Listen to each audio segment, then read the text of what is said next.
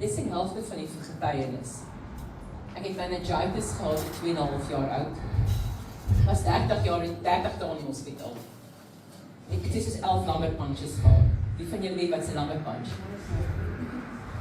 Nou, op 2,5 onthou jy nie veel nie. Jou gedagtegang reset op 5 tot 7 jaar oud. Maar ek het sekere herinneringe wat ek nooit kon verstaan het wat gebeur nie. Ek het eendag van my ma gevra, wat is die bome wat ek sien?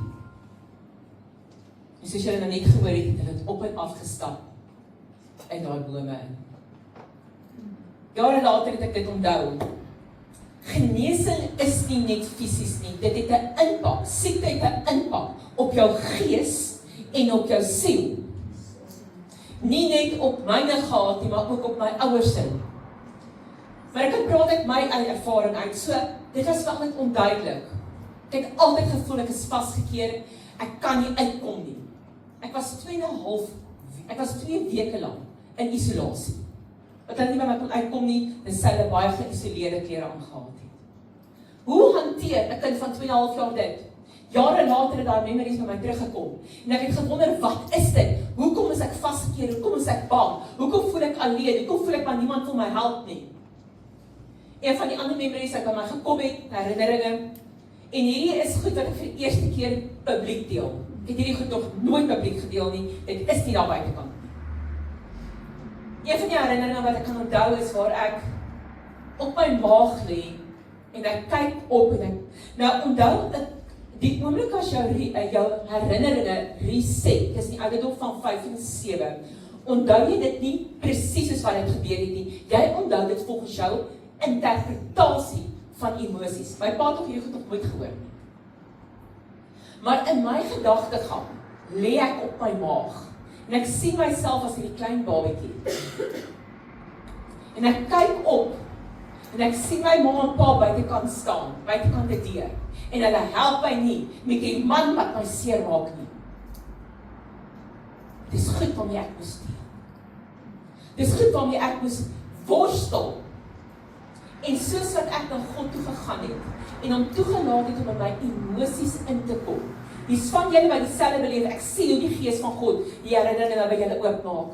Soos wat jy daai emosies terugbring en toelaat. Dit gaan nie oor die insident nie, maar dit gaan oor wat jy op daardie oomblik geglo het. Op 2,5 het ek begin glo, my ouers wil my nie help nie. Want dit is wat ek beleef het. Hulle het nie 'n saak daarmee gehad nie. Al wat hulle gedoen het, beklei vir my lewe. Maar ek het nie verstaan nie. Ek was te klein om te verstaan. En so dikwels sit ons met seer en pyn vir goed wat met ons gebeur het voor ons 6 jaar oud is. Ons het hierdie herinneringe en ons het hierdie opinies teenoor ons ouers en ons blameer ons ouers omdat hulle seker goed nie gedoen het nie. Jy onthou dit volgens jou emosionele en geestelike pyn. En God wil jou losmaak daarvan. Ek is vandag los. Ek is vry. Ek kon nie so vir mense staan nie. Ek was in standaard 1. My woede was so groot, ek was so hard as 'n muur. Goeie onderwyser lees 'n bal na my toe terwyl ons netbal speel. En ek vang hom mis, want sy probeer my leer om te sweep. Ek raak kwaad en ek tel die bal op, maar ek gooi hom so hard vir haar dat sy gee pad. Doen gimnastiek in graad standaard 2. Ek raak so kwaad dat hulle my nie in die gimnastiekspan toelaat. Standaard 5 speel ek vir proewe en ek raak so kwaad. Hoekom? Want ek glo niemand wil my help nie. Ek moet alles vir myself beklei.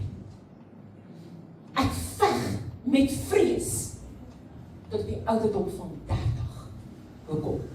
Want vir 2 weke toegesluit mediese redes en ek blameer almal rondom my.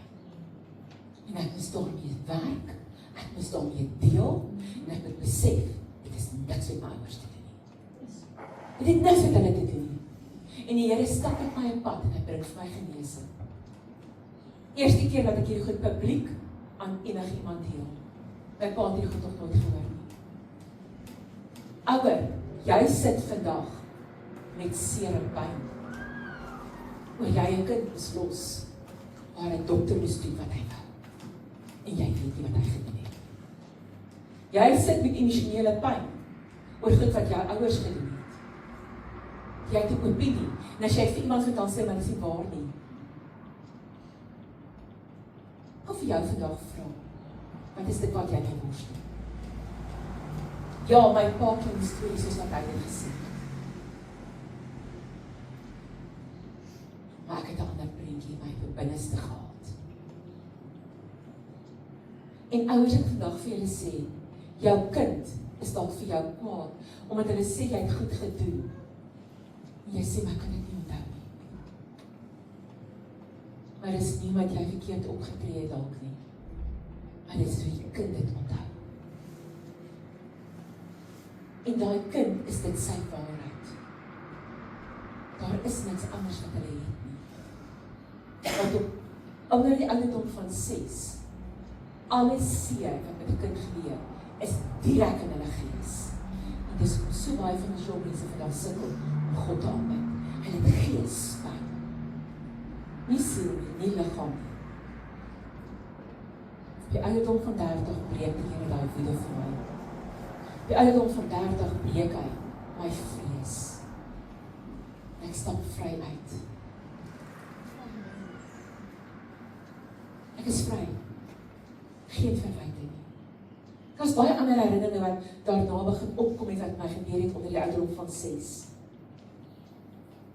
Op 6 jaar oud, het hulle my geboks in 'n gees by geboks, en my opgevat met die tweede hemel in. Gespook het ons hy, soos ons dit vandag in Afrikaanse taal sê. As hy my vandag trek, ek weet presies wat om te doen.